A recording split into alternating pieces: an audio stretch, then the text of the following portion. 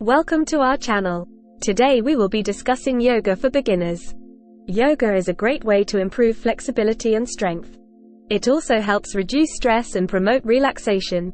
Start by finding a quiet and comfortable space to practice.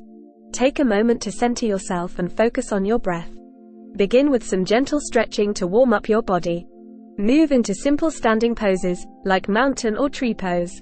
Remember to listen to your body and only go as far as feels comfortable. As you gain confidence, gradually increase the intensity of your poses. Continue with basic balancing poses, such as warrior 2 or triangle pose. Focus on maintaining a steady breath throughout your practice. Feel free to modify any pose to suit your own level of flexibility. When you're ready, transition to seated poses, like staff or cobbler pose. Pay attention to proper alignment to prevent any injuries.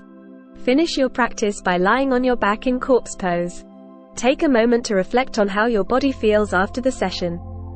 Congratulations on completing your yoga practice. Remember, consistency is key. Join us next time for more yoga tips and techniques.